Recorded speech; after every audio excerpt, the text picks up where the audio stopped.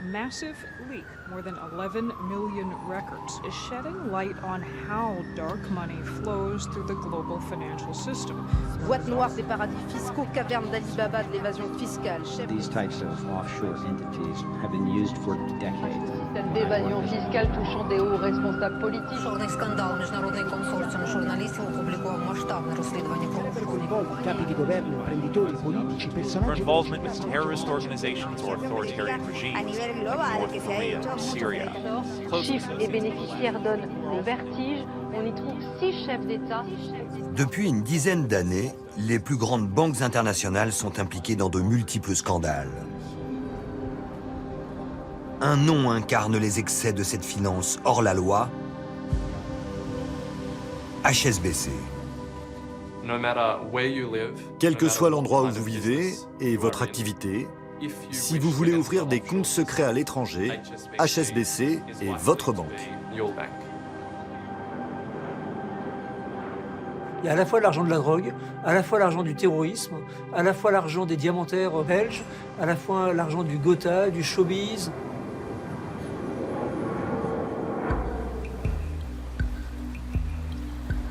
De Genève à Hong Kong, de New York à Paris, cet empire financier a su tisser un réseau unique pour faire tourner l'argent noir autour de la planète. HSBC est l'une des meilleures blanchiseuses d'argent sale au monde. Évasion fiscale, blanchiment de l'argent des mafias, manipulation du cours des monnaies, HSBC est de tous les mauvais coups. Des membres des cartels de la drogue venaient déposer dans les agences des centaines de milliers de dollars, parfois des millions de dollars en espèces. We are here today to announce the filing of criminal charges against HSBC Bank. Cette banque a violé toutes les règles qu'une banque peut violer. Souvent poursuivis, mais jamais condamnés, How many billions of dollars do you have to launder for drug lords before somebody says we're shutting you down? HSBC bénéficie d'une incroyable impunité et engrange toujours plus de profits. Normalement, cette banque aurait dû fermer. Elle aurait dû perdre sa licence. Depuis Londres, les banquiers d'HSBC ont réduit les gouvernements à l'impuissance. I'm responsible for cleaning it up. Est-ce que les banques s'en tirent toujours bien? Oui, c'est le capitalisme et les banques ont beaucoup d'influence.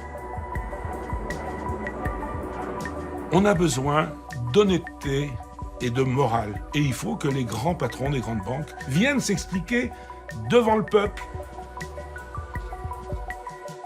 HSBC a été de tous les scandales.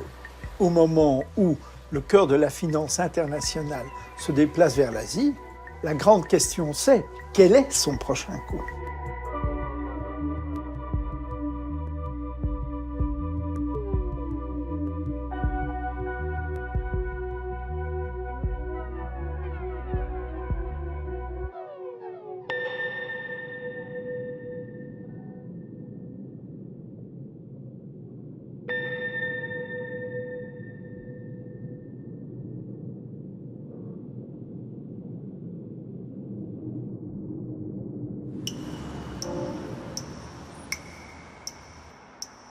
HSBC, pour Hong Kong and Shanghai Banking Corporation.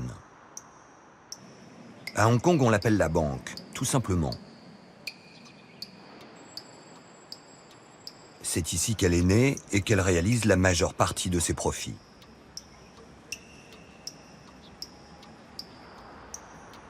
Car Hong Kong est le nouvel Eldorado de la finance mondiale. Chaque année, la ville s'enrichit des centaines de milliards d'euros accumulés par les nouvelles fortunes chinoises.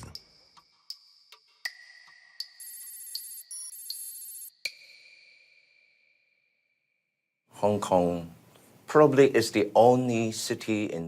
est sans doute la seule ville au monde à comprendre la Chine. Vous voulez faire du commerce avec la Chine? Vous n'y avez jamais mis les pieds ce n'est pas un pays facile à comprendre. Mais nous, parce que nous sommes si proches culturellement, nous comprenons et savons ce que les businessmen chinois veulent.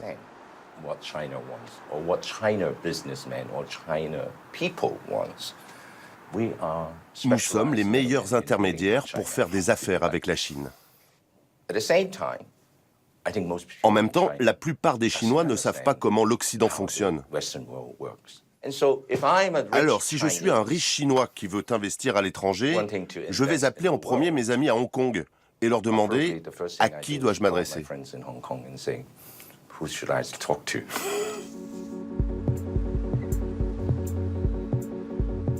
Hong Kong symbolise le grand basculement de la richesse de l'Occident vers l'Asie. Et HSBC profite de sa position unique.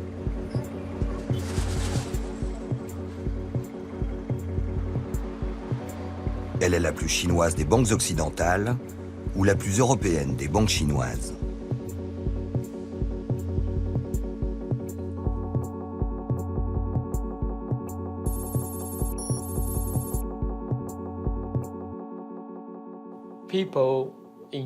Quand les Chinois viennent à Hong Kong, ils se tournent naturellement vers HSBC. On a souvent vu des touristes chinois débarquer dans nos agences avec des sacs remplis de billets de banque. Cela se passait comme ça au début, ce n'est pas un secret.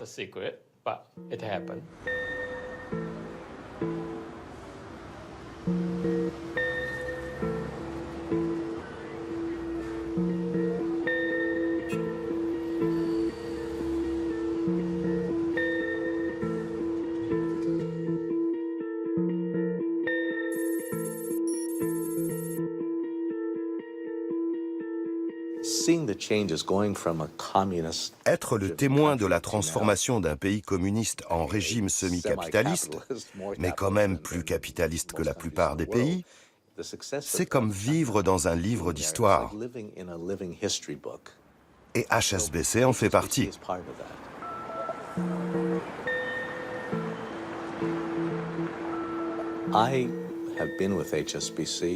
Je suis leur client depuis des années. Et je peux vous l'affirmer, HSBC a fait la richesse de la plupart des milliardaires de Hong Kong.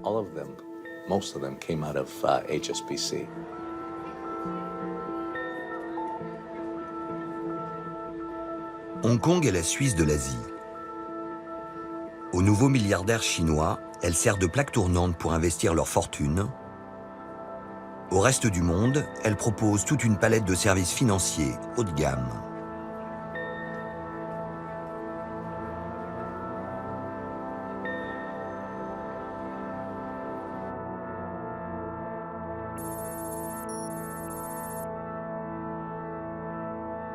Cette ville est faite pour attirer l'argent sale.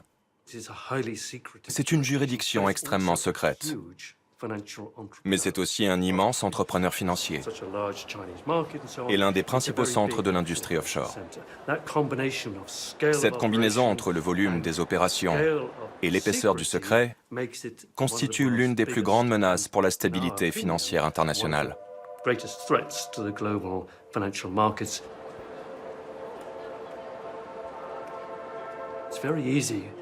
Depuis Hong Kong, c'est très facile de contacter les îles Vierges britanniques et leur demander de créer une société.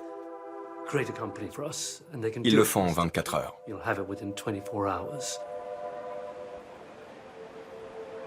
Au mois d'avril 2016, une poignée de journalistes d'investigation dévoile un trésor. 11 millions de documents confidentiels qui racontent le fonctionnement d'un cabinet d'avocats spécialistes de l'évasion fiscale. C'est le scandale des Panama Papers. L'onde de choc planétaire provoquée par le scandale Panama Papers.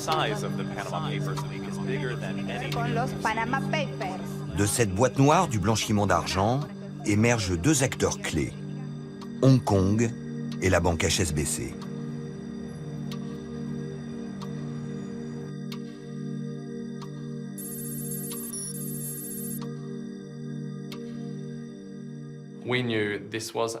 Nous savions que c'était l'une des banques favorites de ceux qui souhaitaient bénéficier de comptes secrets à l'étranger. Alors, quand nous avons entré le nom HSBC dans notre banque de données, nous avons vu des milliers de résultats, des milliers de mails, de tableaux, de documents qui détaillaient le rôle d'HSBC dans l'industrie des comptes secrets.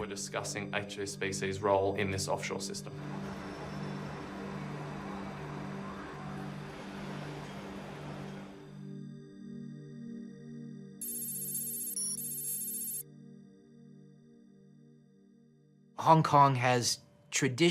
Kong a toujours joué les aveugles quant à l'origine des fonds qui sont investis.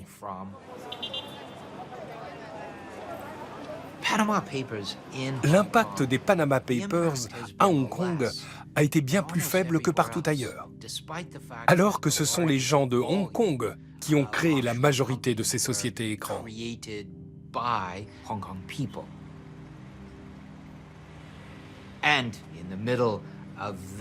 Et au milieu de cette vaste plateforme offshore règne l'une des plus grandes banques mondiales. C'est d'ailleurs exactement pour cela qu'elle a été créée.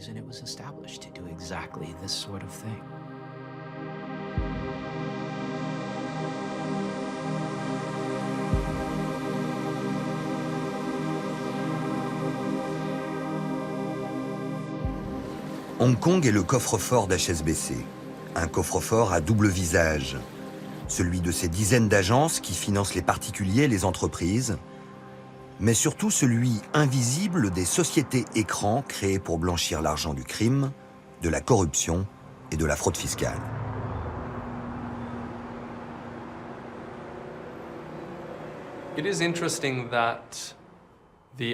C'est intéressant de voir que la banque HSBC que nous connaissons, devant laquelle nous passons tous les jours en allant au travail ou à l'école, est à 1000 lieues de celle dont les activités et les clients apparaissent dans les Panama Papers.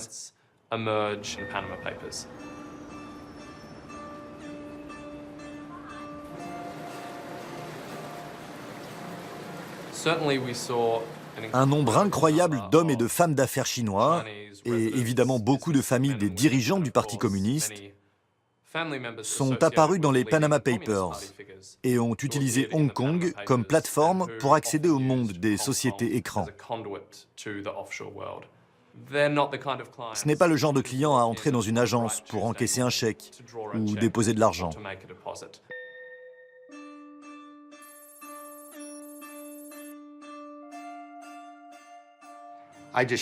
Je n'en reviens pas de ce que je vois ici. Hong Kong n'exerce aucun contrôle à ses frontières. Si vous réussissez à sortir l'argent de Chine, vous arrivez ici avec un camion de 18 tonnes rempli de cash et personne ne vous posera de questions. Ancien agent infiltré au sein des réseaux de blanchiment des cartels de la drogue, Bill Macher travaille maintenant pour le gouvernement chinois. Il traque les flux d'argent illégaux qui s'échappent du pays.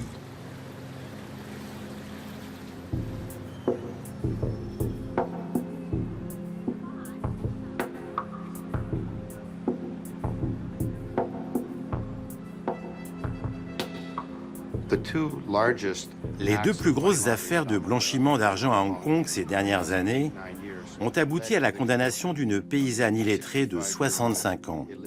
Elle avait blanchi près d'1 milliard d'euros.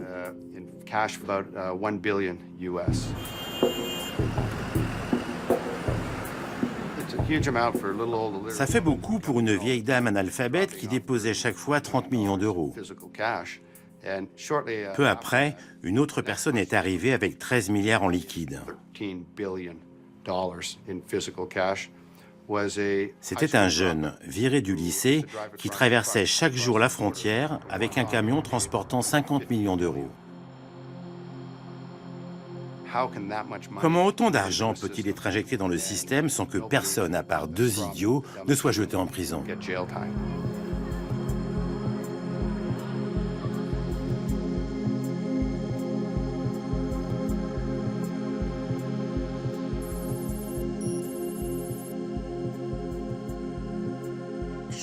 Il y a 40 ans, Hong Kong était peut-être le Far West, mais nous avons fait beaucoup de progrès et je ne crois pas qu'il soit juste de dire aujourd'hui que Hong Kong est un paradis fiscal.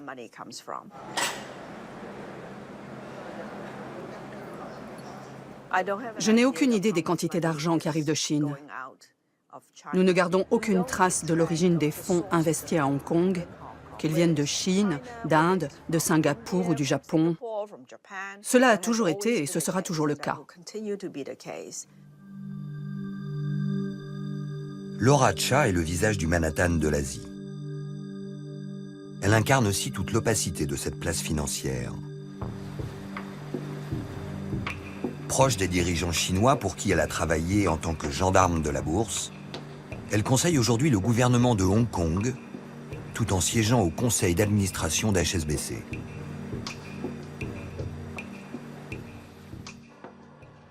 Quel a été l'impact des Panama Papers à Hong Kong? Ça a juste fait la une pendant quelques jours.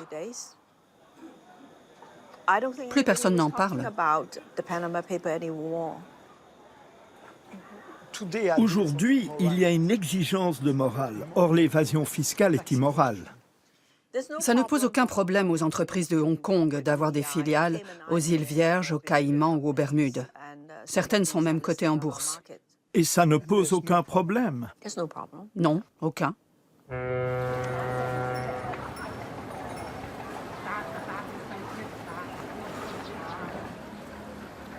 À Hong Kong, HSBC fait figure d'intouchable.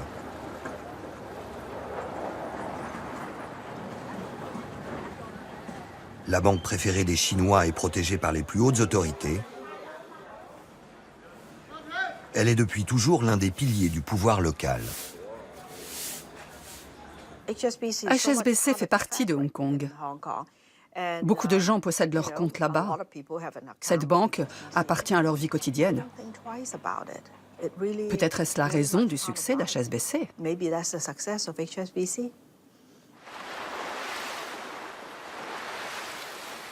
L'histoire d'HSBC épouse celle de Hong Kong.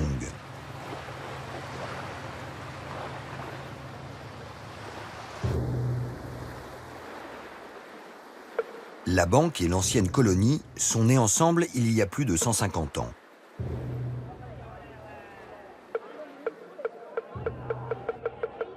À l'époque, la couronne britannique rêve de conquérir le marché chinois interdit aux Occidentaux.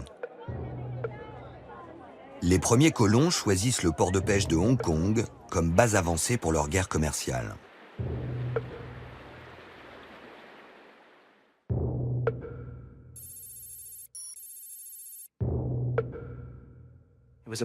C'était un endroit connu pour la piraterie, pour les maladies et la prostitution, où il ne faisait pas bon investir son argent.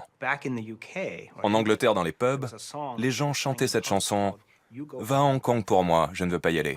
Ok? Vas-y à ma place. » Les Britanniques se lancent dans le commerce de l'opium à destination de la population chinoise.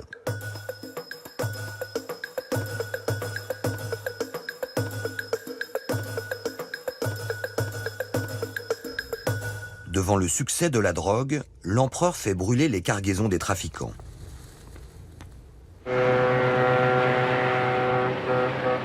Londres envoie sa flotte militaire et déclenche la guerre de l'opium. Les Chinois capitulent et les Britanniques obtiennent la possession de Hong Kong pour 99 ans.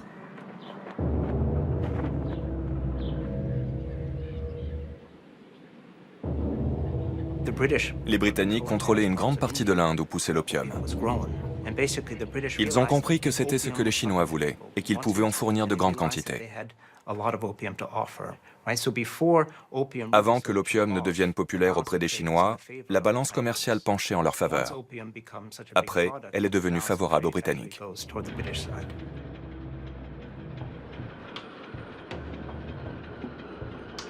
Le commerce de l'opium connaît son âge d'or. Les colons ont besoin d'une banque. Ils créent HSBC, la Hong Kong and Shanghai Banking Corporation.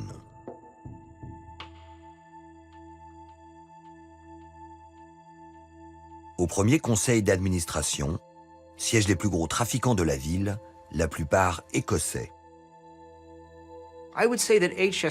HSBC n'a pas forcément été créé par des trafiquants d'opium, mais par des commerçants qui étaient impliqués dans ce trafic.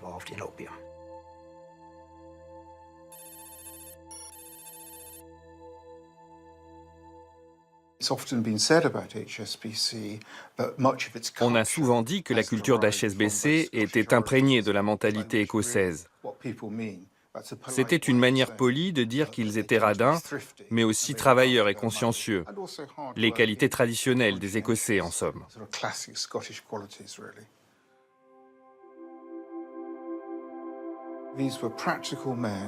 C'étaient des gens à l'esprit pratique, pas des intellectuels. C'était comme un régiment avec sa propre culture qui regardait le monde extérieur avec suspicion.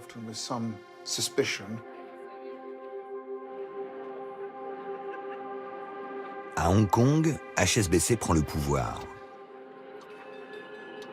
Elle imprime la monnaie locale, finance la construction de la ville et sert les intérêts de Sa Majesté en Extrême-Orient.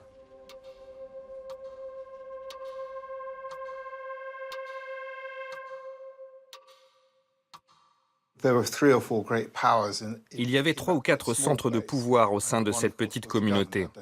Le gouverneur, bien sûr, nommé par Londres, le président du Jockey Club, à cause des courses de chevaux, et le 3e était le président de HSBC.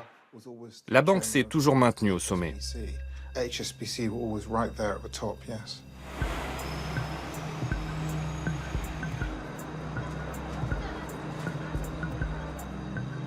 Hong Kong reste la principale source de profit pour HSBC. Si Hong Kong va bien, HSBC va bien. Et si HSBC va bien, Hong Kong va bien.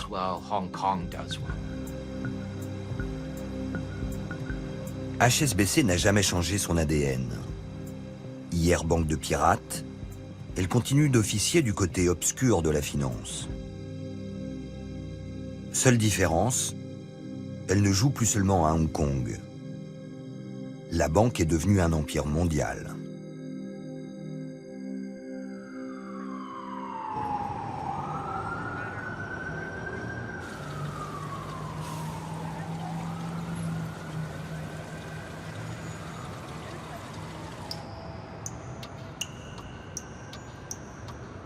HSBC a failli fermer. Le sort de la banque s'est joué aux États-Unis en 2012, 4 ans après le déclenchement de la crise.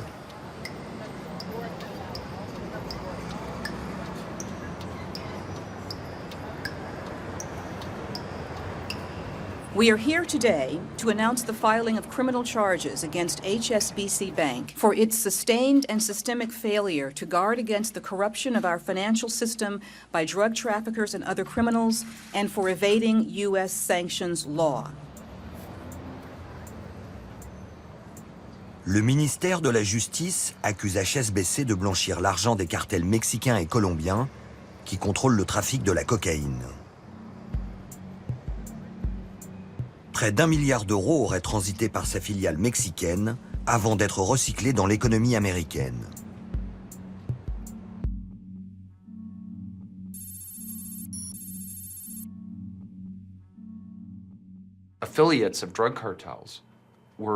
Des membres des cartels de la drogue venaient déposer dans les agences des centaines de milliers de dollars, parfois des millions de dollars en espèces.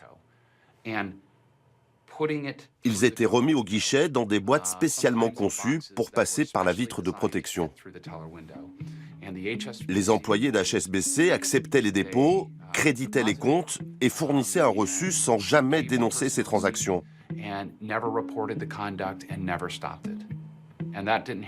Il ne s'agissait pas d'incidents isolés, mais de pratiques systématiques pendant une décennie.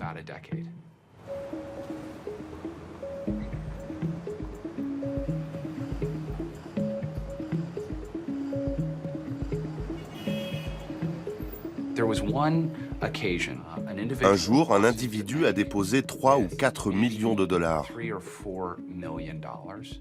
Les employés ont passé toute la journée à compter les coupures.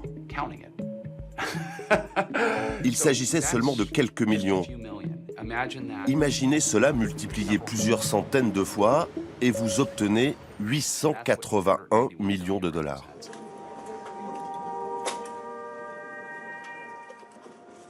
L'enquête est accablante.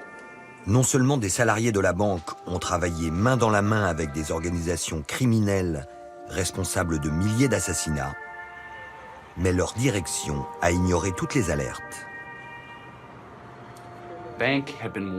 Les autorités américaines et mexicaines ont alerté la banque à de multiples reprises. Elles l'ont même prévenu qu'elles avaient des enregistrements de trafiquants de drogue où ils affirmaient qu'HSBC était la banque idéale pour blanchir l'argent.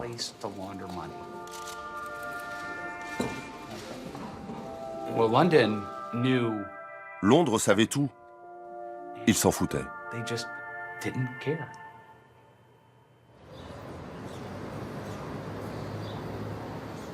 L'enjeu est grave. La banque risque de perdre sa licence aux États-Unis. De quoi précipiter la chute d'une entreprise qui emploie 300 000 salariés sur les 5 continents et gère un trésor de 3 000 milliards de dollars. Si HSBC était un pays, elle serait la 5e puissance économique mondiale. Ses dirigeants se rendent à Washington pour être auditionnés par le Sénat. Please stand, raise your right hand. Il faut sauver le soldat HSBC. Do you swear that the testimony that you're about to give will be the truth, the whole truth, and nothing but the truth, so help you God? I do. I recognize that there have been some significant areas of failure. I have said before, and I will say again, despite the best efforts and intentions of many dedicated professionals, HSBC has fallen short of our own expectations and the expectations of our regulators.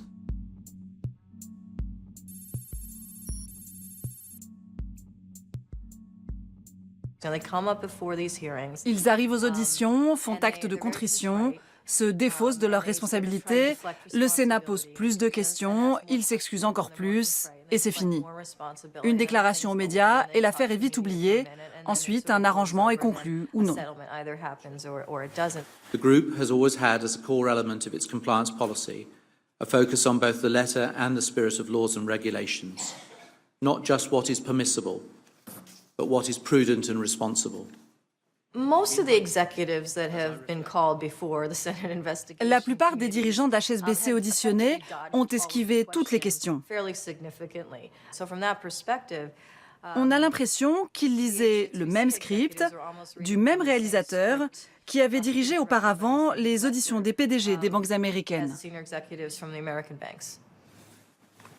Thank you for your time. I welcome this opportunity to answer any questions. We are going to recess now until 2 o'clock. We thank our witnesses. And you are discharged. Le gouvernement Obama est divisé. Le ministère de la Justice veut faire un exemple, tandis que le ministère du Trésor plaide pour un règlement à l'amiable. HSBC fait intervenir l'étoile montante de la politique britannique, le ministre de l'économie George Osborne.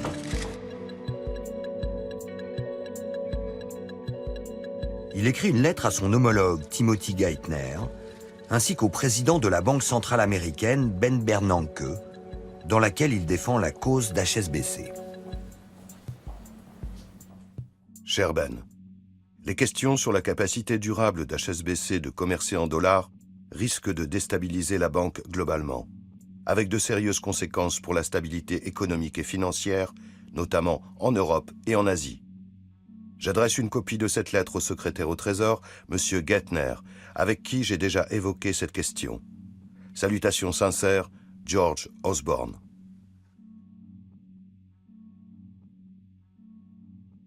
Le ministre des Finances, George Osborne, a exercé d'énormes pressions politiques sur les autorités américaines.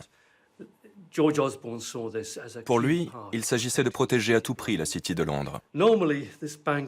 Normalement, la banque aurait dû être fermée et perdre sa licence aux États-Unis.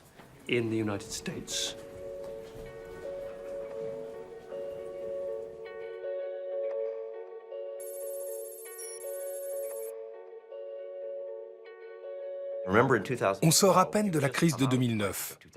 Il s'agit surtout de ne pas la relancer. Donc George Osborne déclare « HSBC est une banque planétaire très puissante. Si vous l'inculpez, vous risquez de déstabiliser le système financier international.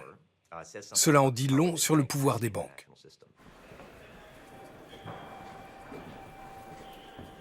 Deux mois plus tard, le gouvernement américain cède aux pressions de George Osborne et des milieux d'affaires.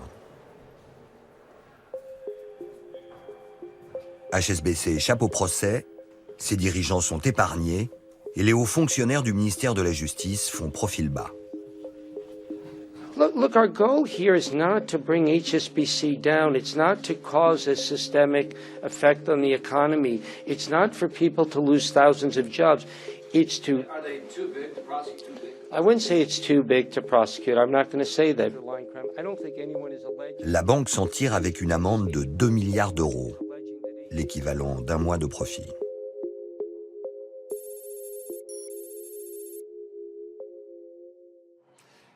Pour le citoyen lambda, l'amende paraît énorme.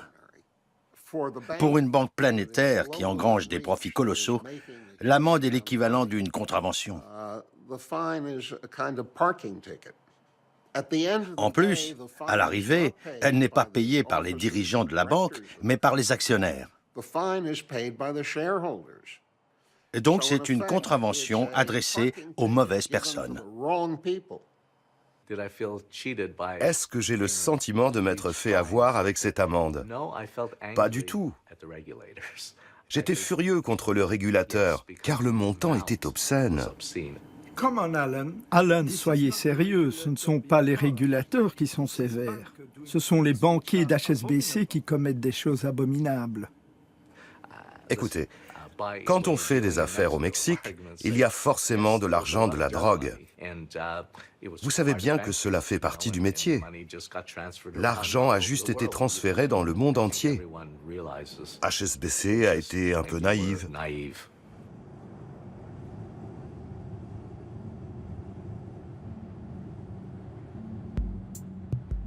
HSBC a sauvé sa peau. La banque donne naissance à un nouveau privilège, celui d'être too big to jail, trop grosse pour être condamnée. C'est-à-dire au-dessus des lois. Mais le refus d'envoyer des banquiers en prison déclenche la colère de l'opinion.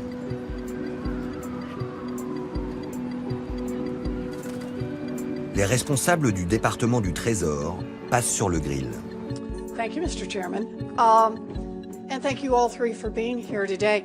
You know, how many billions of dollars do you have to launder for drug lords, and how many economic sanctions do you have to violate before someone will consider shutting down a financial institution like this? Mr. Cohen, can we start with you? For our part, we imposed on HSBC the largest penalties that we had ever imposed on any financial institution. Let me just move you along here, though, on the point, Mr. Cohen. My question is, in your opinion, how many billions of dollars do you have to launder for drug lords before somebody says, we're shutting you down? Well, Senator, the actions, and I'm sure the regulators can address this issue, the actions that we took in the HSBC case, we thought were appropriate in that instance. Governor Powell, perhaps you can help me out here? Sure. We don't do criminal investigation. And in the case of HSBC, we gave essentially the statutory maximum civil money penalties, and we gave very stringent cease and desist orders, and we did what we have the legal authority to do. I'll just say here, you know, if you're caught with an ounce of cocaine, the chances are good you're going to go to jail.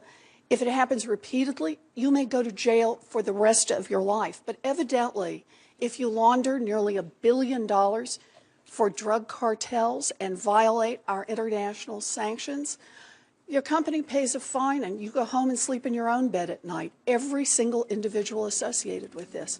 And I think that's fundamentally wrong. Vous pouvez dire, les banques s'en sortent mieux que les criminels. Bien sûr, parce que les individus ne peuvent pas abattre le système, mais HSBC, oui.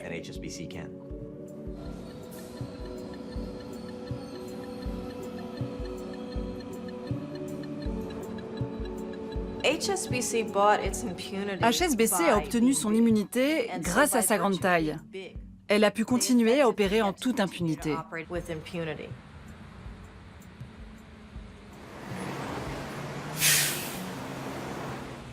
Les banksters, les banquiers gangsters, ont fait plier la première puissance économique du monde au nom de la soi-disant stabilité financière internationale. Il faut s'interroger.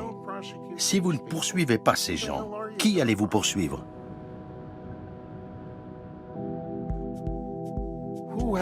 Qui a autorité sur une institution qui opère dans une centaine de pays? Qui peut se permettre de s'attaquer à une telle entreprise criminelle?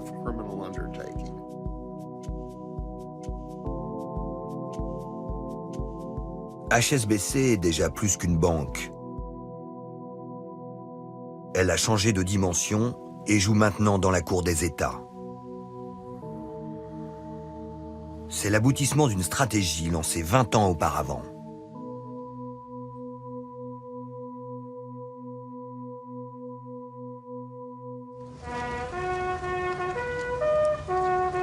Tout démarre en 1997. La Grande-Bretagne restitue officiellement Hong Kong à la République populaire de Chine. C'est la fin de l'Empire britannique en Extrême-Orient, après un siècle et demi de domination. The story of this great city is about the years before this night and the years of success that will surely follow it. La banque doit choisir, partir dans les valises de la couronne ou rester et passer sous la coupe de la Chine.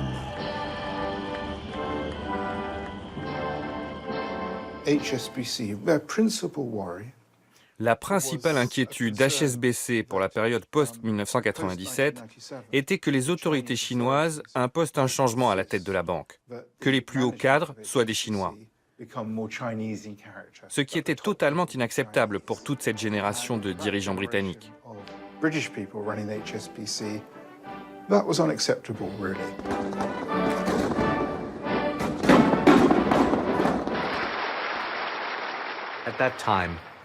À cette époque, beaucoup à Hong Kong ont eu le sentiment d'être abandonnés.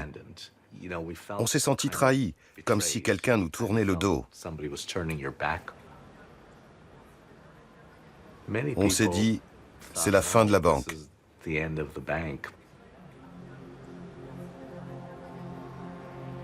HSBC décide de jouer sur les deux tableaux.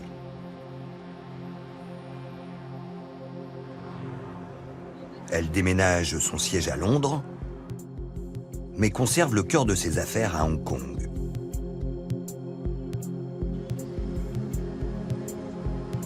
La Chine vient en effet d'ouvrir ses frontières et promet d'être un marché fabuleux.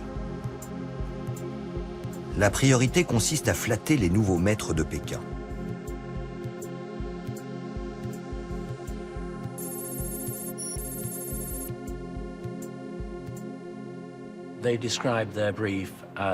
Ils nous ont demandé de créer la plus belle banque du monde. Cette tour était une preuve de confiance dans l'avenir. C'était une manière de se projeter dans le futur, au-delà de la transformation de Hong Kong en territoire chinois. En même temps, c'était une manière d'afficher ses ambitions.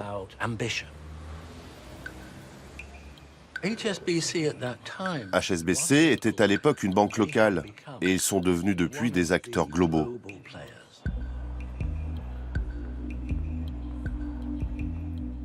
Mais nous n'avons vraiment réalisé cela que plus tard.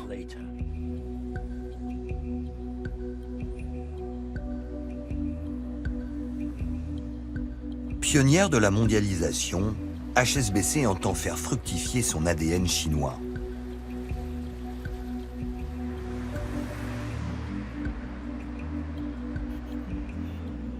Dès le début des années 2000, elle est la première banque étrangère à s'implanter dans l'Empire du Milieu. Son président, Stephen Green, joue les ambassadeurs du capitalisme auprès des dirigeants du Parti communiste.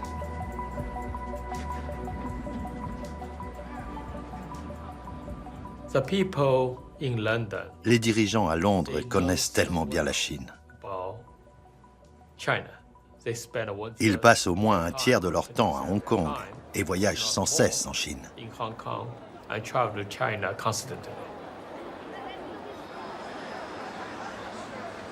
Tandis que l'économie chinoise s'affirme comme le moteur de la croissance mondiale, les dirigeants d'HSBC placent leurs pions. Au départ, nous étions les conseillers de la Bank of Shanghai qui souhaitait lever des capitaux.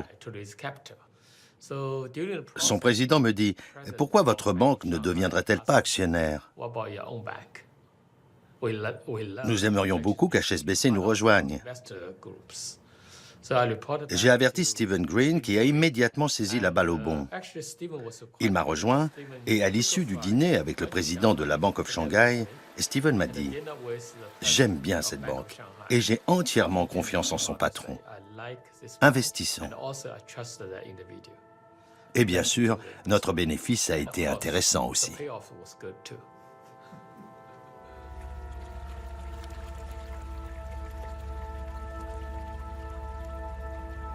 HSBC triple sa mise et empoche près de 300 millions d'euros.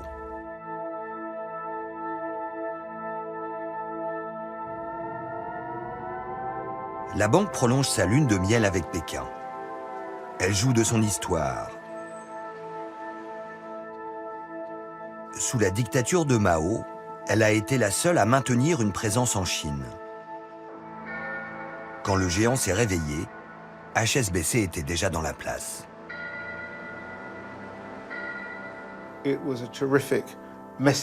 HSBC a fait passer un message imparable. Elle disait « On a toujours été présent, on n'est jamais parti ». Elle se comparait aux banques américaines qui viennent et repartent. Son message était simple. Nous autres Britanniques, nous restons.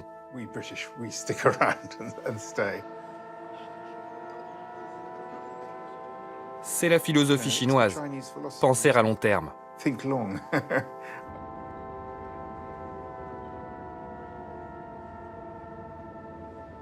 Une nouvelle fois, l'histoire va accélérer le destin d'HSBC. En septembre 2007, la crise financière frappe les rues de Londres.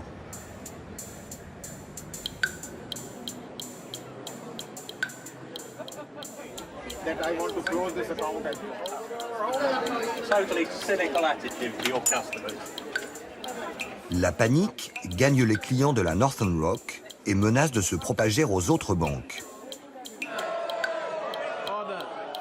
Le gouvernement britannique propose de leur prêter de l'argent en urgence.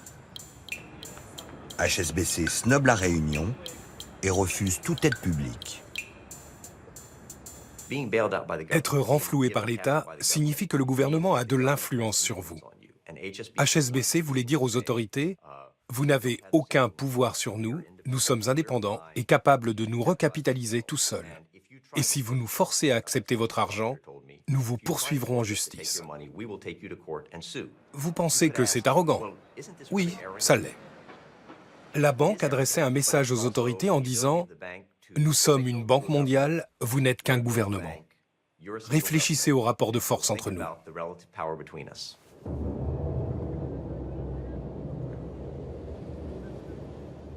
Les banquiers d'HSBC préfèrent se tourner vers leurs amis, les hommes d'affaires de Hong Kong qui ont fait fortune grâce au commerce avec la Chine. Ils proposent de leur vendre pour 18 milliards d'euros d'actions.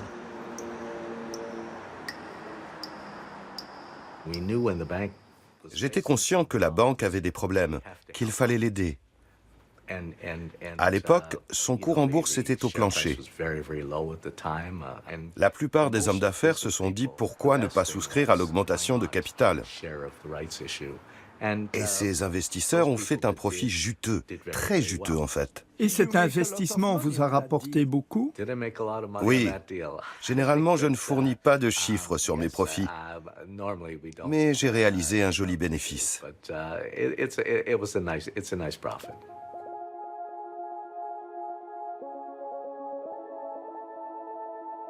Depuis cette opération, le cours de l'action a été multiplié par 3. HSBC a enrichi ses actionnaires, comme toujours. Mais l'histoire retiendra que pour la première fois, l'argent chinois a sauvé la banque britannique. Désormais, c'est Pékin qui tient les rênes du champion de la mondialisation.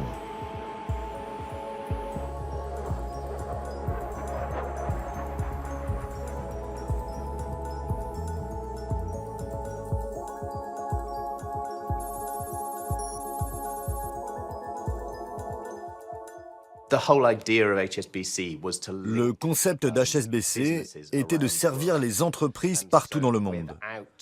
Sans HSBC, la mondialisation n'aurait jamais été possible. Une telle architecture financière était nécessaire pour alimenter l'économie mondialisée. Prenez l'exemple d'une entreprise chinoise qui veut faire des affaires avec une entreprise américaine. HSBC est la mieux placée, car elle dispose de filiales dans les 2 pays et peut suivre intégralement la transaction.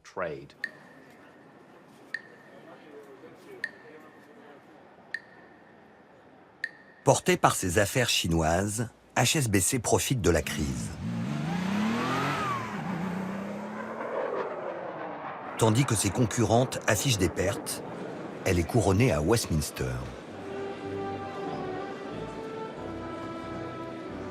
Son président, Stephen Green, fait son entrée à la Chambre des Lords. I, Stephen, Lord Green of Hurstby Point, do swear by Almighty God that I will be faithful and bear true allegiance to Her Majesty Queen Elizabeth, her heirs and successors, according to law. So help me God. Le banquier, qui est aussi diacre, prêche la bonne parole le dimanche à l'église, où il critique le règne de l'argent. Lord Green était un membre éminent de l'establishment, tout en étant considéré comme un banquier moral. Il était le visage acceptable de la profession, à un moment où la plupart des banquiers étaient détestés. Dans la foulée, Stephen Green entre au gouvernement comme secrétaire d'État au commerce.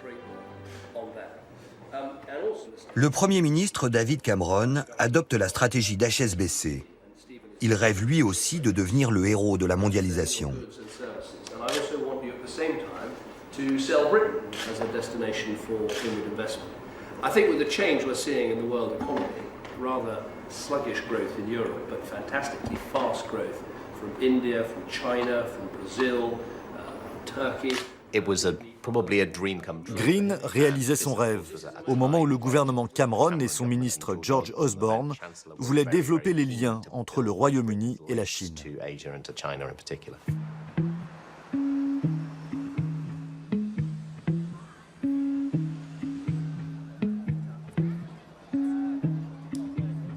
La promotion de Stephen Green est l'œuvre du lobby pro-chinois emmené par le ministre de l'économie George Osborne. Le sauveur d'HSBC auprès de la justice américaine. Un pacte informel unit les 2 acteurs. Stephen Green ouvre les portes du marché chinois aux entreprises britanniques. En échange, George Osborne s'engage à défendre les intérêts de la banque et de son ancien président partout dans le monde.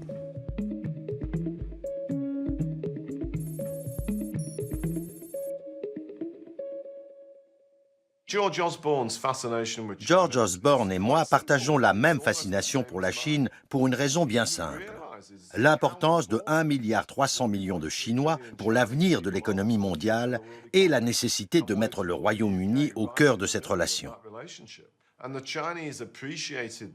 D'ailleurs, les Chinois ont apprécié la main qu'on leur tendait, qui a permis de consolider cette relation privilégiée.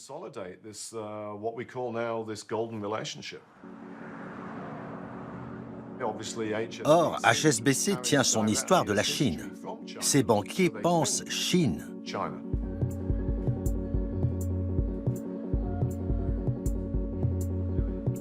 Rien ne semble pouvoir faire dérailler le géant bancaire. Protégé par Londres, Béni par Pékin, HSBC sert de courroie de transmission entre les deux capitales. Qui oserait s'attaquer à elle?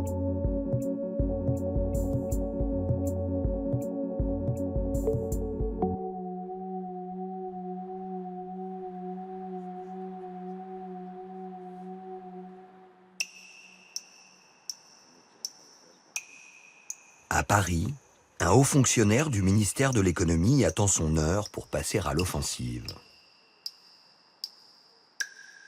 Il a mis la main sur le secret le mieux gardé d'HSBC, la liste des 100 000 clients qui détiennent un compte en Suisse.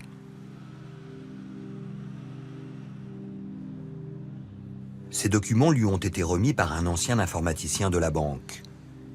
Ils révèlent en détail les circuits clandestins qui permettent de blanchir l'argent noir. On parle de 180 milliards d'euros, soit plus que le budget de l'Union européenne.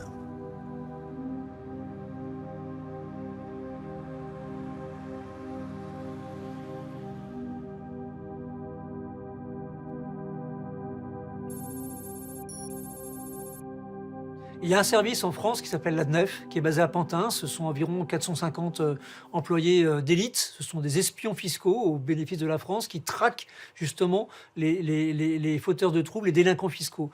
Et là, en l'occurrence, ils s'étaient mis complètement au service de cette opération qu'ils avaient appelée l'opération Chocolat. Et évidemment, Chocolat suisse. Ils ont l'esprit taquin à l'ADNEF.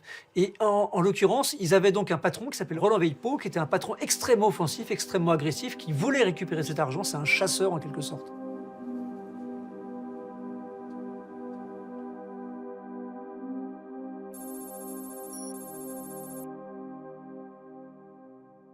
Pour les agents du fisc, pour les spécialistes de la finance, c'est pas quelque chose qu'on découvrait. Mais personne n'avait eu le loisir d'observer des choses qui par nature sont cachées ou secrètes. Et là, ce qu'on a vu apparaître, c'est quelque chose de gigantesque et industriel, avec des armées d'avocats, d'experts comptables, de cabinets conseils et tout ça. Múltiple información económica, medios de comunicación pusieron al descubierto la mayor filtración bancaria obtenida en toda la historia. В отделении банка HSBC разгорается скандал из-за утечки в прессу служебных. SwissLeaks. C'est sous ce nom que les médias du monde entier révèlent le scandale et publient le nom des fraudeurs. Mafieux, chefs d'État, dictateurs ou simples citoyens, à tous ses clients, HSBC propose des comptes numérotés anonymes et fournit des sociétés écrans clés en main pour échapper aux lois. Seule condition, disposer d'au moins 1 million d'euros. Il y a à la fois l'argent de la drogue, à la fois l'argent du terrorisme, à la fois l'argent des diamantaires belges, à la fois l'argent des chirurgiens dentistes français, à la fois l'argent du Gotha, du showbiz, de l'aristocratie française et européenne. C'est l'argent qui vient vraiment de tous les endroits, tous les domaines possibles. Là où il y a de l'argent, il fallait à un moment donné, c'était un sport national, cacher son argent en Suisse, chez HSBC.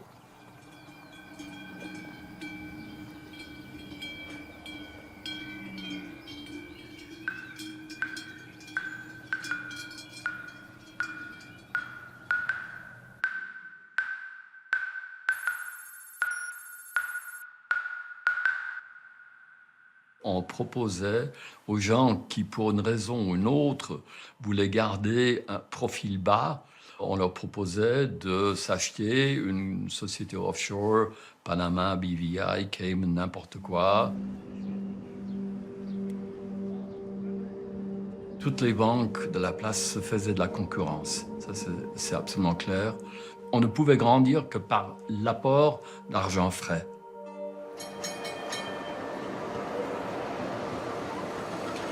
Au cœur de ce vaste réseau opèrent les gérants de fortune. Ils sont les envoyés spéciaux de la banque aux 4 coins du monde, chargés de démarcher les clients et de rapatrier les fonds en Suisse.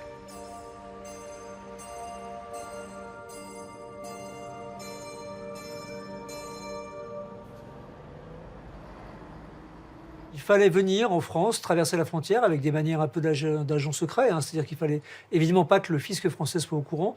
Donc il y avait des méthodes qui étaient employées avec des ordinateurs dissimulés, des clés cryptées et autres.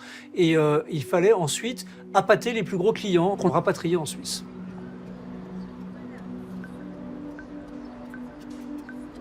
Chez HSBC, le blanchiment est organisé avec méthode. Les opérations clandestines font l'objet de rapports internes, archivés dans les coffres suisses. Ce client nous interdit de le contacter en Belgique. C'est toujours lui qui nous appelle. Il se présente sous le nom d'un footballeur, Zidane ou Cruyff par exemple, qui veut connaître le prix du caviar, c'est-à-dire le montant total de ses avoirs. HSBC s'est dit, OK, on va pouvoir convaincre la clientèle que nous avons d'ouvrir des comptes à Genève, à Zurich ou à Lugano, dans l'empire bancaire privé qu'ils ont acheté en Europe.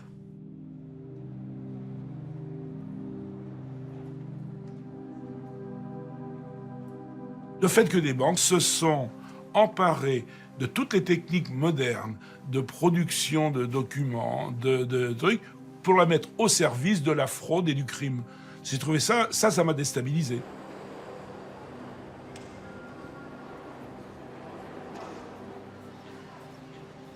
Genève, par rapport à Londres, n'était pas indépendant. Il ne faut pas croire ça. C'est clair qu'il y avait un énorme travail de coordination et de direction qui venait de Londres, puisque nous avions des membres de la maison mère au conseil de la Banque suisse. Donc Londres était informé de ce qui se passait à Genève.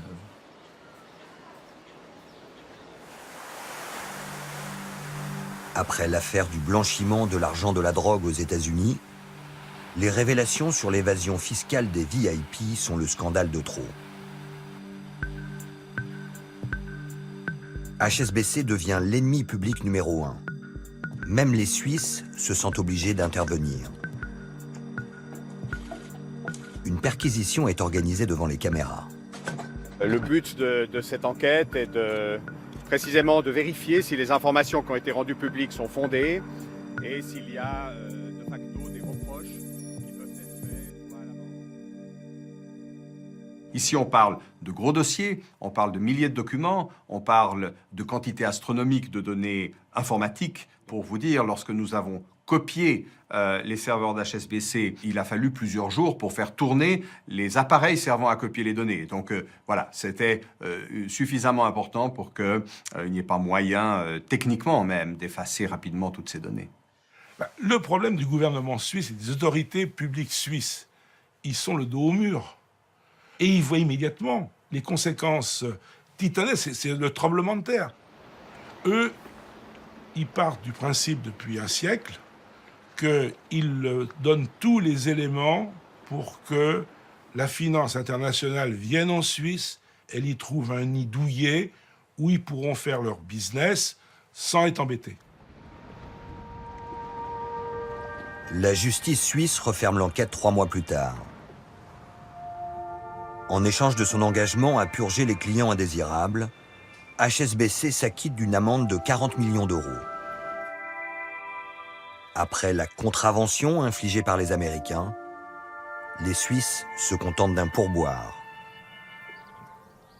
L'amende maximale qui peut être infligée en droit suisse pour blanchiment d'argent est de 5 millions de francs suisses. Lorsque vous faites une négociation, il ne suffit pas d'avoir des cartes. Il y a aussi le colt que vous avez à la ceinture. Et en tant que procureur en Suisse, par rapport aux établissements financiers, c'est un colt de très petit calibre. Qu'ils aient réussi à négocier ça à 40 millions, c'est bien, ça prouve qu'ils ont de bons négociateurs. Je rêve d'un jour où les juges d'instruction français émettront des mandats d'arrêt internationaux contre les grands patrons des banques suisses et les obligeront à venir menotter à Paris. Alors, on m'a dit, non mais, Veikpo, comme d'habitude, il déconne. Je ne déconne pas du tout. On a besoin d'honnêteté et de morale. Et il faut que les grands patrons des grandes banques qui commettent des choses comme ça viennent s'expliquer devant le peuple c'est-à-dire à la barre d'un tribunal. Il n'y aura pas de procès contre HSBC, ni de banquiers à la barre d'un tribunal. En France et en Belgique, par exemple, les justices préfèrent négocier. Quant au fonctionnaire parisien qui s'était trop approché du soleil, il est dessaisi de l'enquête.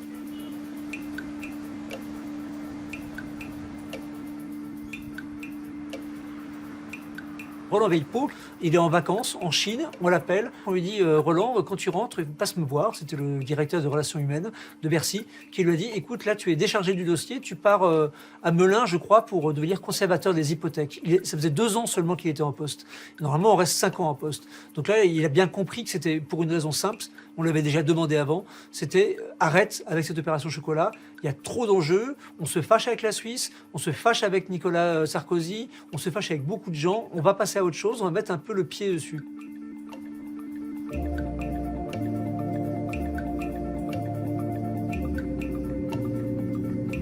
HSBC a été une nouvelle fois sauvée. La banque n'est plus seulement too big to jail, son influence dépasse la sphère financière et lui garantit une impunité sans faille.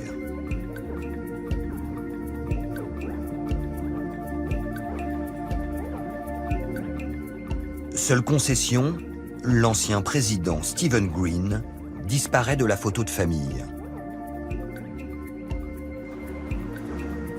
You know, when you were in charge at HSBC, No comment to make. HSBC, your bankers were helping people dodge tax. Why did you let them do that? As I think I've explained, I'm not prepared to make any comments on HSBC's business, past or present. I know, but you sort of have to because at the time you were on. L'ancien banquier modèle, censé réconcilier finance et morale, est désormais traqué comme un fugitif. After all that had gone on at HSBC, you then got promoted to the government. You must have been amazed. You need to talk to HSBC, I'm sorry. One word, sir. Any word? Anything you can say that defends what happened?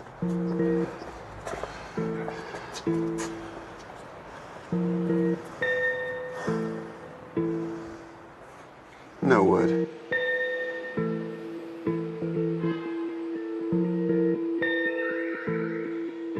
Le révérend Stephen Green, Lord Stephen Green, était un pilier de l'establishment. Je l'ai rencontré à plusieurs reprises, et chaque fois j'ai eu l'impression qu'il détestait les projecteurs. C'est un homme qui est manipulateur et parfois machiavélique. How much did you know about the secret bank accounts at HSBC? I think the country demands an answer to that, not simply the people in this church.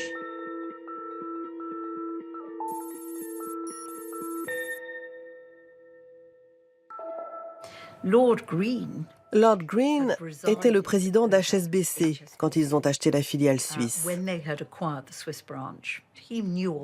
Il savait ce qui s'y passait.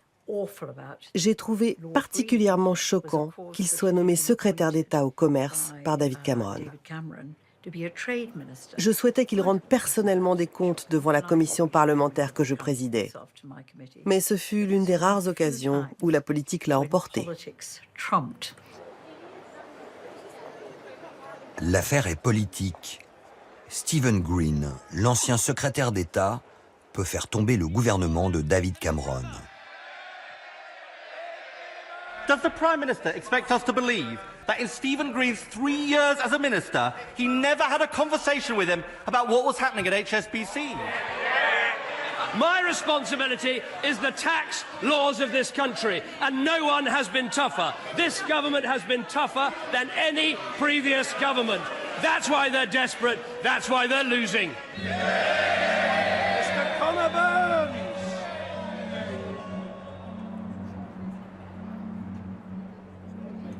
Certains parlementaires refusent d'enterrer l'affaire et réclament des poursuites contre la banque.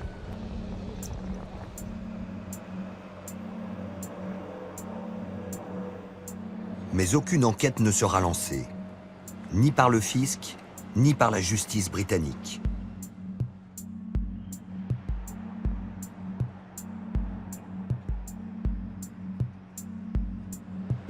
Les élus devront se contenter d'entendre les dirigeants d'HSBC. Et c'est au tour du nouveau numéro 1, Stuart Gulliver, d'ouvrir le ballet des auditions. So I have made substantial changes, which hopefully we'll get the chance to explain to you all. 3 ans après Washington, la même pièce, avec le même script, est rejouée à Londres.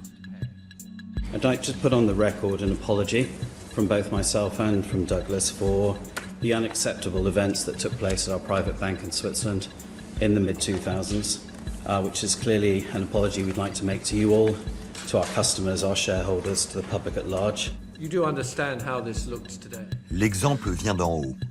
Le directeur lui-même encaissait ses bonus sur un compte en Suisse, géré par une société fantôme basée au Panama.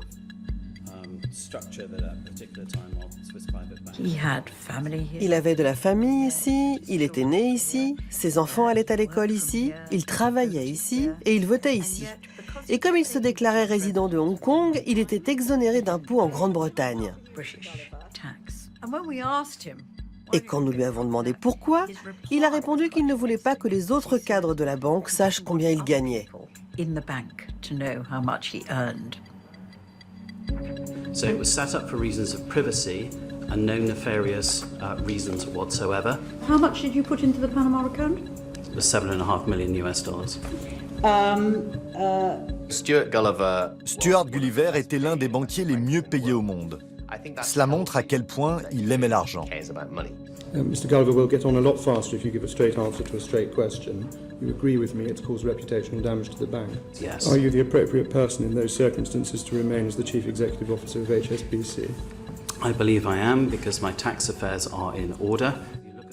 Il a dit ne pas comprendre pourquoi les questions étaient aussi agressives. C'est la preuve que les banquiers de sa génération, qui évoluaient dans le monde d'avant la crise, étaient coupés de la réalité.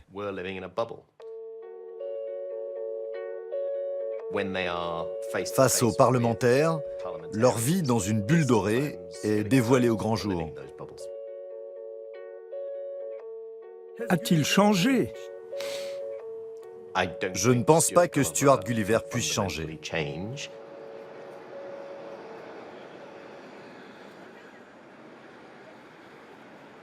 HSBC et ses dirigeants font définitivement figure d'intouchables.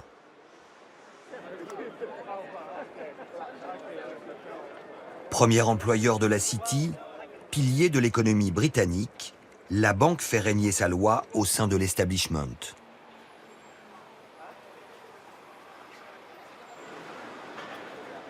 Au moment des premières révélations du scandale SwissLeaks, elle peut compter sur la censure imposée par le grand quotidien conservateur, le Daily Telegraph. Son rédacteur en chef démissionne et dénonce publiquement l'influence d'HSBC.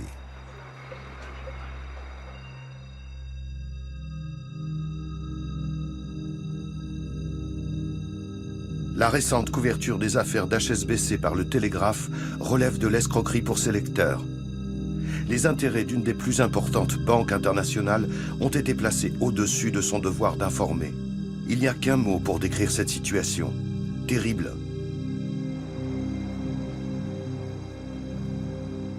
HSBC pousse son avantage. Elle menace de s'affranchir de la tutelle de Londres et de rapatrier son siège à Hong Kong.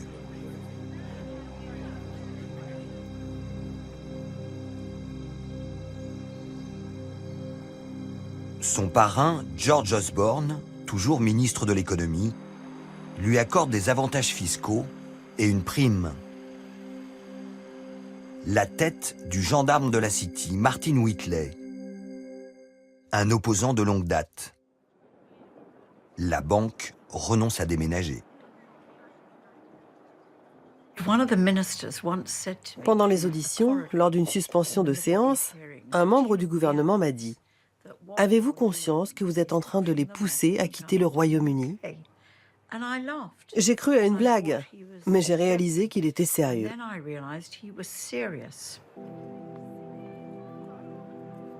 Le scandale SwissLeaks représentait la dernière chance de sanctionner les pratiques d'HSBC.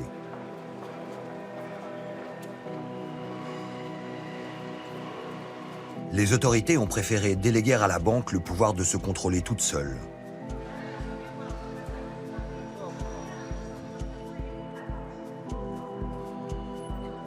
Elle a recruté 9000 personnes, censées repérer les transactions suspectes et les dénoncer en interne, à huis clos. Les banksters affirment avoir changé.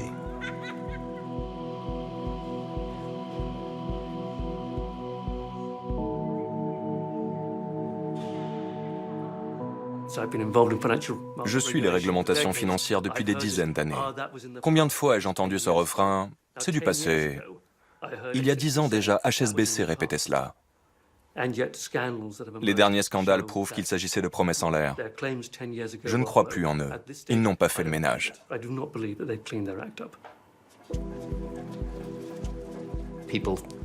On compare HSBC à un paquebot, incapable de changer de direction.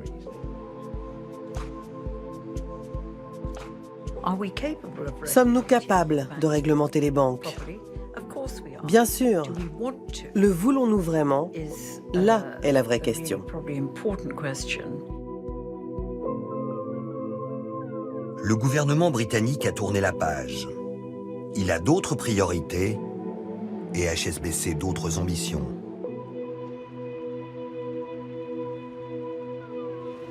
La Chine a besoin de ses services. Pékin veut partir à la conquête du monde. Pouvez-vous imaginer que la Chine devienne un jour l'actionnaire principal d'HSBC? Oui. Je serais surpris que des fonds chinois ne soient pas déjà actionnaires d'HSBC. Ils le sont probablement.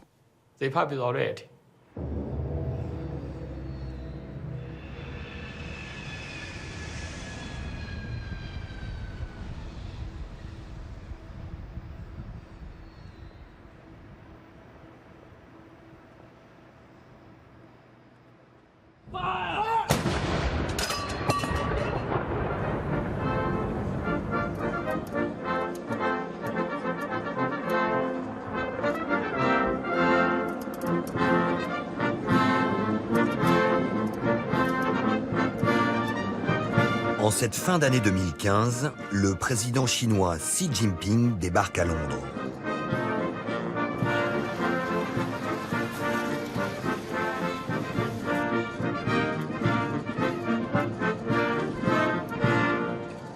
Le Royaume-Uni déroule le tapis rouge et célèbre en grande pompe l'amitié sino-britannique.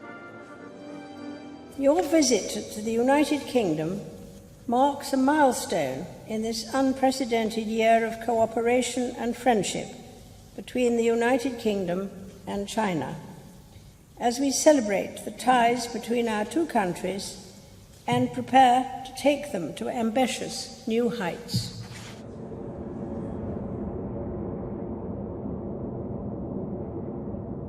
Ce nouvel âge d'or doit faire de Londres la tête de pont des investissements chinois en Europe et de HSBC le bras armé de Pékin pour acquérir la haute technologie occidentale.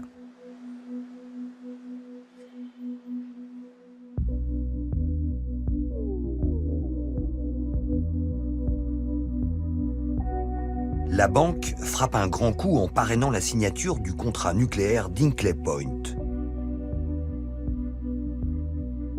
2 réacteurs de la dernière génération, construits sur le sol anglais par les ingénieurs français d'EDF et financés pour un tiers par la Chine. 这是近年来中英合作的旗舰项目，将为今后双方生化物质合作发挥示范作用。 Ce contrat du siècle est estimé à plus de 20 milliards d'euros.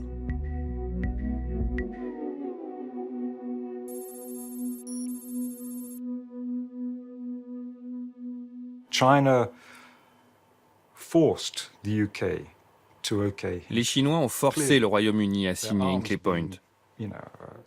Grâce à leur puissance financière, ils ont tordu le bras du gouvernement en menaçant d'annuler d'autres investissements importants.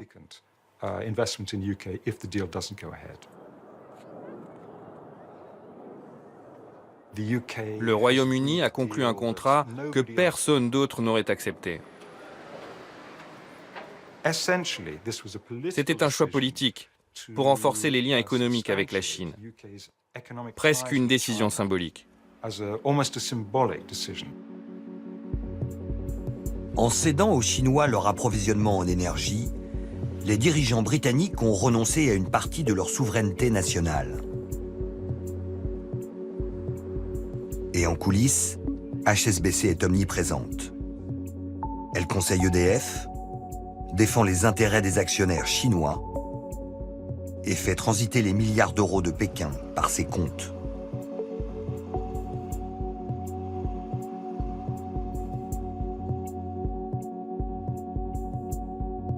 HSBC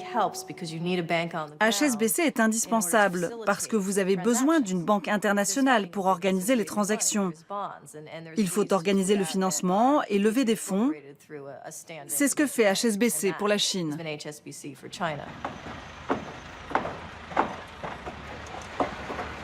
Les centrales nucléaires d'Hinkley Point font partie des grands travaux chinois baptisés la Nouvelle Route de la Soie.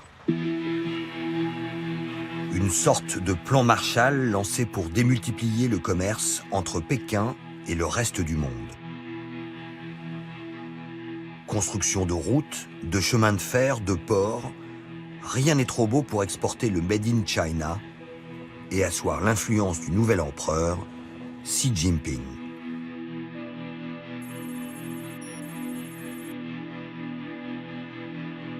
Son objectif principal, c'est de conquérir le marché européen. Ce sont les 500 millions d'Européens.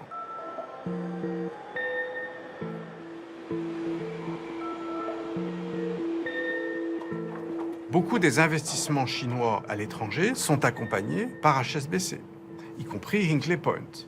HSBC a l'avantage d'être une marque reconnue mondialement, une marque positive, ce qui n'est pas le cas de la Chine en tant que pays, ce qui n'est pas le cas des banques chinoises.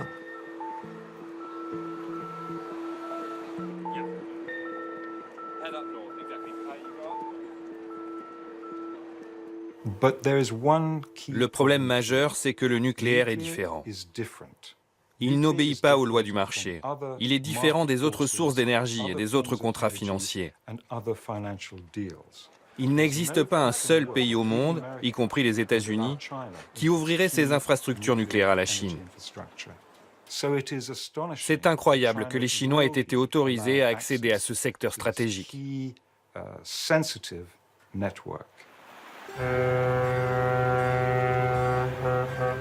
Le siècle de la Chine a démarré et HSBC a changé de maître. L'ancienne banque des trafiquants d'opium, hier au service de Sa Majesté, navigue désormais sous pavillon rouge. Elle doit aider le régime communiste à réaliser son rêve, devenir à son tour un géant de la finance mondiale.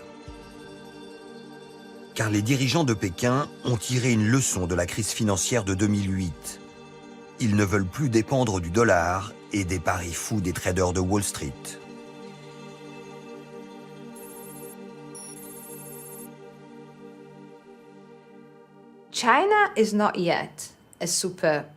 La Chine n'est pas encore une superpuissance économique, pour la simple raison qu'elle n'a pas encore d'industrie financière, ni de monnaie qui reflète son influence et son rang.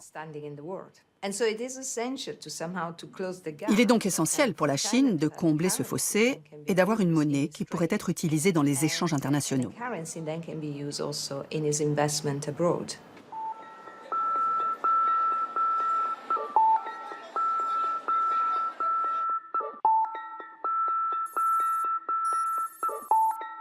La Chine a les moyens de ses ambitions. C'est le banquier du monde. Elle dispose des plus grandes réserves en devises, que ce soit en dollars, en euros, en yens, en francs suisses. Mais ce sont les monnaies des autres, elle ne les contrôle pas. Et c'est pourquoi elle entend imposer sa propre monnaie, qui est le yuan, dans la cour des grands. Elle a 20 ans devant elle pour arriver à cet objectif. Ce que les Chinois veulent, c'est un monde où le dollar ne serait plus roi. Et Londres peut jouer un rôle en devenant un pôle important pour échanger leur monnaie et un canal privilégié pour leurs investissements dans la finance internationale.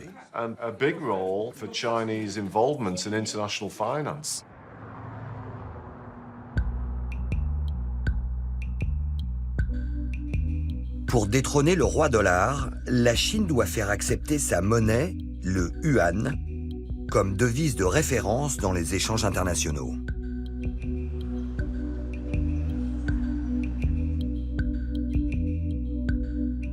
Pékin part de loin, sa monnaie du peuple est quasiment inconnue sur les marchés.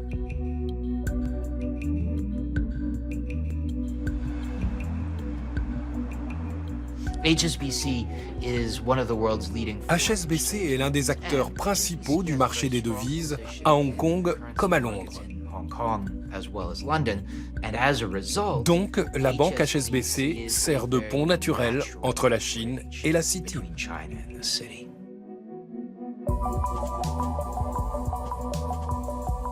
HSBC est la première banque étrangère à convertir la monnaie chinoise.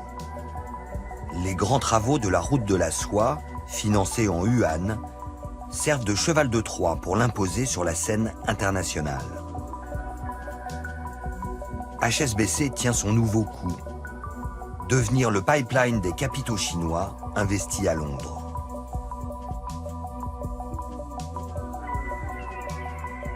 « 40 ans après les pétrodollars du Golfe, ce sont les milliards de Pékin qui font saliver la City. Et c'est le ministre de l'économie, George Osborne, le meilleur ami d'HSBC, qui est toujours à la manœuvre. More trade and more investment with China means more business and more jobs for Britain. Le ministre a assoupli spécialement la réglementation pour accueillir les capitaux chinois. C'est le dernier étage d'une politique à haut risque qui ouvre les portes des marchés internationaux à la finance pilotée par Pékin. Chinese money is the black hole of black holes. L'argent chinois est le trou noir des trous noirs au sein de la finance mondiale. Nous avons une vague idée des sommes qui quittent le territoire chinois grâce à SwissLeaks et aux Panama Papers. Mais ce n'est qu'un petit aperçu de la vérité. La finance chinoise est totalement différente de la finance occidentale que nous connaissons. D'abord, elle n'est pas soumise aux mêmes impératifs de transparence et aux exigences de réglementation. Ensuite, elle est à la solde du Parti communiste chinois dont elle sert les intérêts politiques. Et enfin, parallèlement à cette finance chinoise officielle dont on ne connaît rien, il existe une finance parallèle totalement opaque, totalement informelle, sans trace, qui est constituée d'une nébuleuse de dettes et de prêts. C'est la finance de l'ombre qui constitue un péril potentiel pour l'économie occidentale.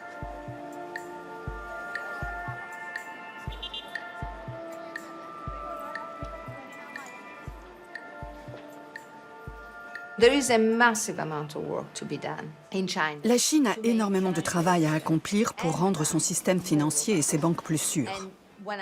C'est-à-dire un système capable de résister au mouvement des capitaux sur le marché. Les capitaux qui entrent et ceux qui sortent.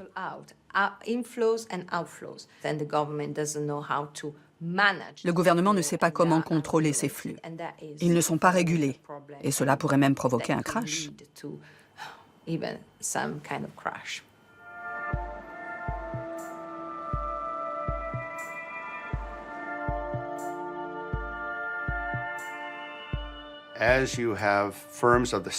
Lorsqu'une banque de la taille d'HSBC se marie avec les énormes banques chinoises, tous les ingrédients sont réunis pour un désastre potentiel.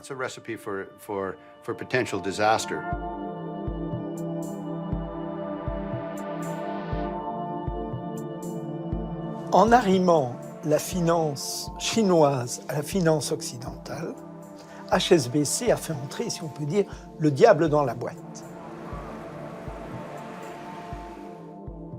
Personne ne peut s'opposer à Pékin sur le plan financier. Personne n'est capable ou ne veut refuser les capitaux chinois dont les économies occidentales ont besoin.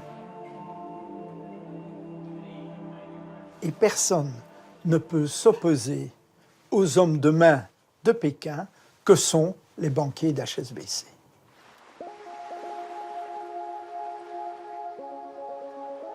Dix ans après la crise, la stabilité financière est une illusion.